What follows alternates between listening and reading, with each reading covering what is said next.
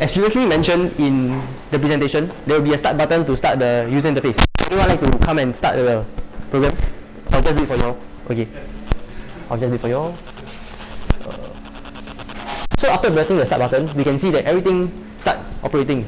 So as we can see from here, the system is actually active.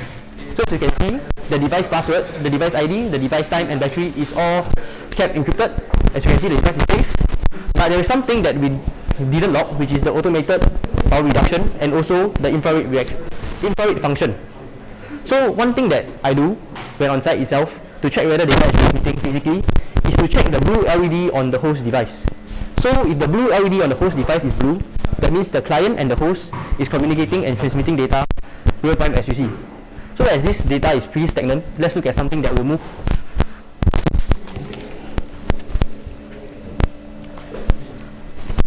Okay.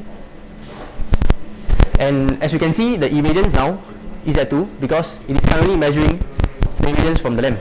So if anybody would like to shine the light on the irradiance sensor, definitely the irradiance sensor will rise up.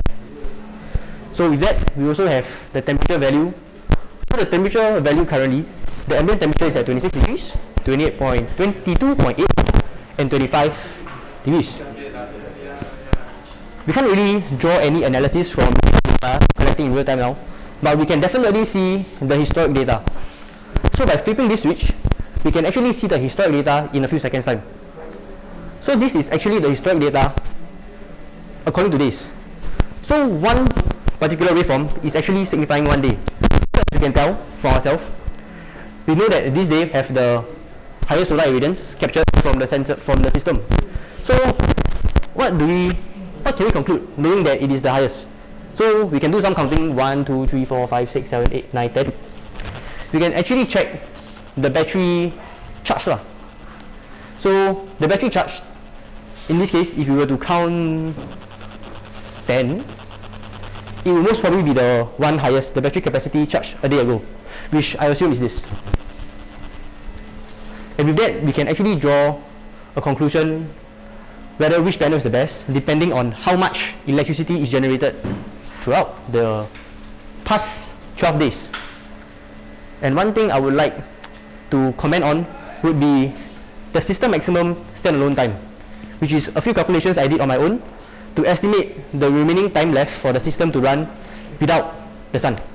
So I actually tried two methods to calculate for the remaining time left for the system, but I actually intend to use a regression model introduced by somebody, which is properly used to analyze data to properly show. And we can also see the battery analysis. It is actually not charging because obviously the irradiance is not good enough, and the discharge status is yes, green, because the battery currently is providing supply to the whole system as the solar panel is not working. And one important thing we must know is we only know that we are retrieving data when we see the MPPT, maximum point tracker, when it's lighting blue. Only when it's blue, we know the data is transmitting. So if the blue light is not lighted up, that means something's wrong. With that, I would like to invite some questions from the floor. So how does the system connected to the 4G network? So the 4G connection is actually through this cable, Ethernet cable. So it actually has power supply and Ethernet cable connected to this transmitter. So it actually connects wirelessly together with the 4G cellular. As you can see that all the cables are wired up for safety reasons, to reduce damages. You mean that one is your 4G cellular? Yeah, the 4G cellular is this device right here, providing 4G cellular to the router, to the transmitter, and the transmitter is communicating with the client. So what is the coverage of the distance? So the coverage we have tested from one roof to another roof, so it is about roughly less than 200 meters, but we can still retrieve data. 200 meters. Yeah, which I would say in terms of cost saving wise is really very, very good, because ideally we can put one 4G router in each system so that they are all connected to the internet. But the thing is, one router costs $1,000 while one transmitter costs $200. So with only one host, we can actually count the cost saving for the whole entire project. That's why we implemented this method to make sure it is not only cost effective, it is also to make sure the project is scalable, to make sure that everything can be tested as fast as possible, as reliable as possible.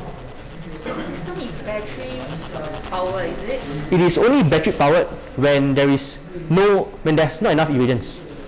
When the irradiance is not enough to charge the system. Use the solar. Yeah.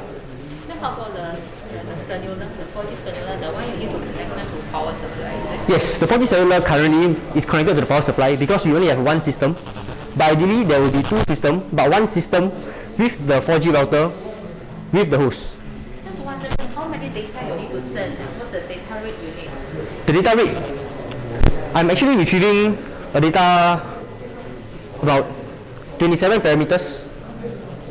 27 parameters. Yes, from the irradiance combined with the MPPT together with the ambient temperature. So the ambient temperature is actually right here. So this is where we measure the environment temperature.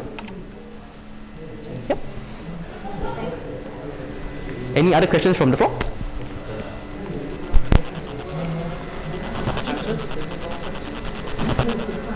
If not,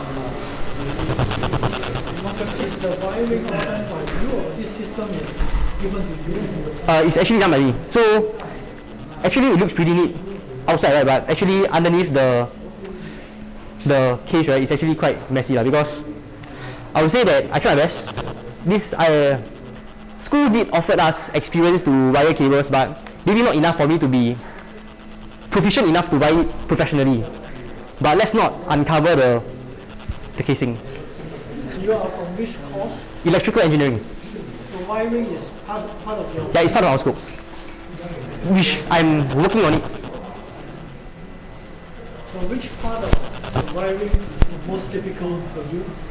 To be honest, all of the wiring is the same. It's just the labeling of the wires is difficult. Because the thing is, as we can see, there's small little white labeling for each wire. So the thing is, we thought that it would be nice to label. So when we cut the wires, we actually didn't thought of putting the label together. So when we uncable, then we need to cable it again. So I think double work just makes it tiring. I think we all know. Other than that, it's the same lah. What age number of wire you use? Sorry? What is the wire age number you use? Wire 8. AWG of What is AWG? American wire gauge. Oh, how thick the wire? Okay, so actually there's 3 different thickness of wires over here. So for the solar panel wire size, if I'm not wrong, it's about 4 mm. And then for the battery, it's about, well, actually couldn't remember. But if I'm not wrong, it's 2.5. And the thinnest signal cable will be less than 1 mm. Yeah, as there's a few wires, so I didn't really remember. But this is the estimated wire diameters. I noticed that you're using IOT cloud service. Yeah, Then why do you need another transmitter?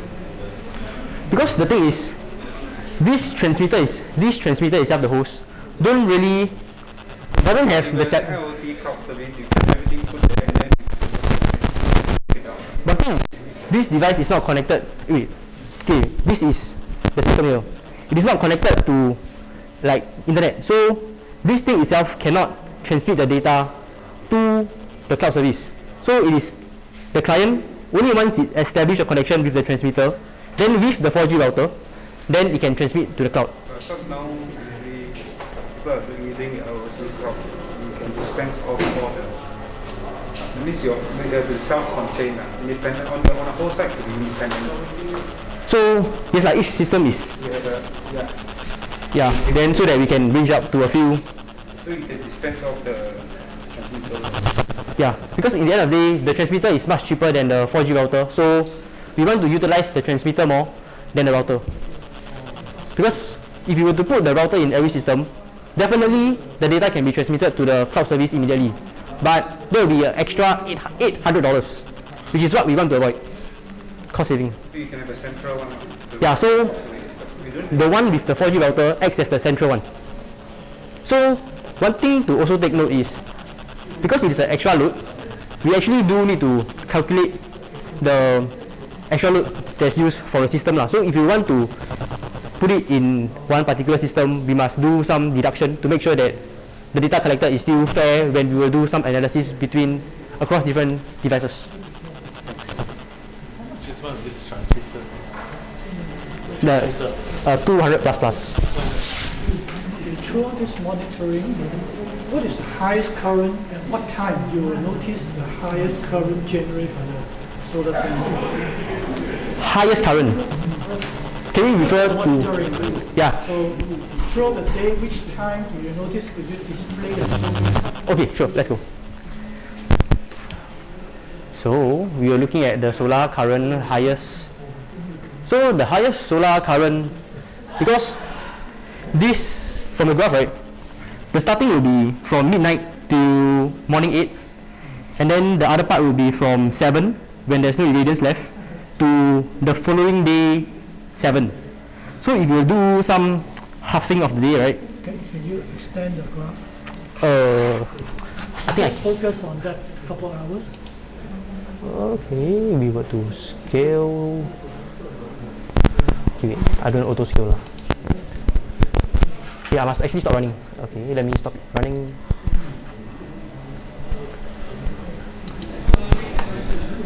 Why scale? Properties. Ryan, get the legend. Legend. Info. Hey, actually, I'm already here lah. Not to right click on the one. It's not graph. Yeah, that is On that one, then there should be a show physical, then legend. Yeah, right click on it. right click. Physical items on the top. Yeah. Then there should be a graph palette. Yeah, can ready. You run this. No, not this one. The other one. Yeah. Then we go to start the whole thing. We go to check the irradiance. Actually, you can show from No. here, Yeah, the historical one. we can show on historical. We do the pinpoint. The other second one. Not the first one, second one. Yeah. Okay. Then you use this window. Then on the left. On your right. Yeah. Then you just zoom into the area that you wish to. Click and yeah. So I actually didn't explore this part of LabVIEW because we actually see the data from the Excel CSV file. So from here we can estimate the highest peak current to about 1.8. This is 9 o'clock, midnight in the evening. I think that his X legend is wrong. My X legend is current time. Yeah, current time. Should be like the actual date time. So you can see it's a graph like that. You can see the irradiance. Actually, this is solar energy generation. So it's about 2 a.m. To slightly less than 2 ampere. Could you show me the noon time value? Okay, wait, can we control Z? Okay. I think we have to do this, right? When you click on the right click, you can check. Then you redraw the check.